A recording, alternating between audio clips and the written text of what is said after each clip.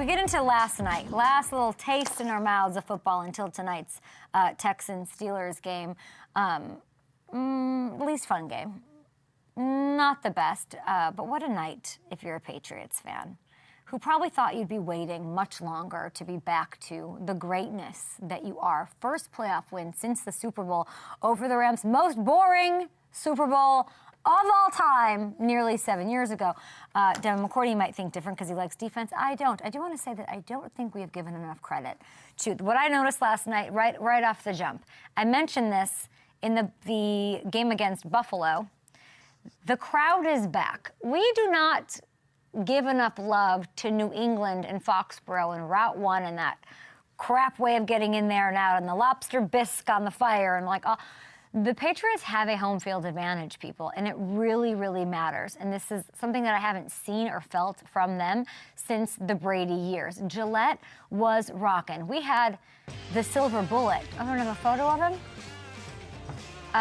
We'll get to that later, I guess. I feel like New England's home field advantage never gets talked about the way we talk about places like Seattle or Denver or Buffalo, but it probably isn't a tougher environment to go into, okay? And it clearly played a role last night. We saw all this confusion from the Chargers offense throughout the game, and we had kind of heard throughout the week that part of the reason the Chargers were comfortable resting guys in Week 18 was because the Pats were their preferred matchup. And it might not have been the Patriots' like sharpest performance, but they're lucky Justin Herbert was able to survive that just to be made fun of or doubted for his clutchness today and all morning, I'm sure, everywhere. I haven't seen what everybody's saying or what the discourse is on my friend Justin Herbert, but it was his playoff performances, for whatever reason, I'm sure context matters, but 4 interceptions and like a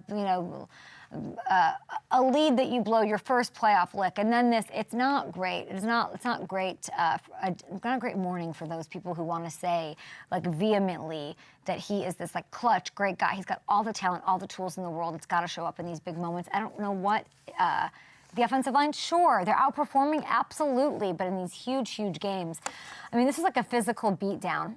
Christian Gonzalez, I'm sure Devin McCourty is going to want to talk about it. He didn't allow a catch. Milton freaking Williams, absolutely unblockable. They hit Herbert at nearly half his dropbacks. And it didn't matter that it took Drake Maye a little time to settle in because this defense was that dominant. I think the biggest statement of the game was here. Mike Vrabel did not go for 2 after the Hunter Henry touchdown to make it a 14-point game. People are like, the math is wrong. You're supposed to go for 2 there. It's like, on that little like abacus chart on the sideline. I could be wrong. I don't think he dropped the ball, people. I think this was a flex by Vrabel. I know this. Him saying this game is over, you don't have it.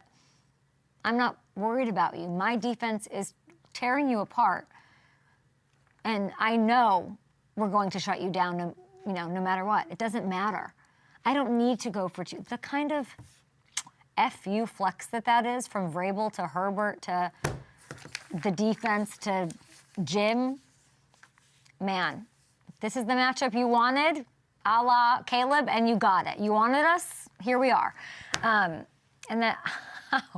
while that might not be the best use of, I guess, math and precedent in that situation, you can't tell me Vrabel doesn't know how to push the right buttons with his guys, bloody mouth and all.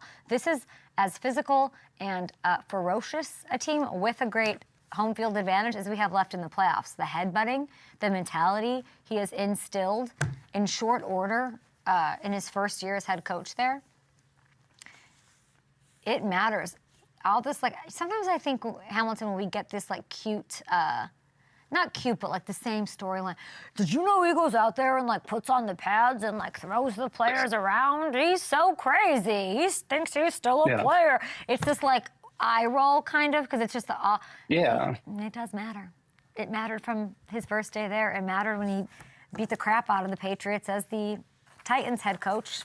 Wild card weekend that got him the job that now brings us to the full circle of these maniacs and Drake Maye's MVP caliber play on display. Not a perfect game, but I need a picture. We can't mention that, Hammy. We cannot mention this fan that I asked you about without showing the fan.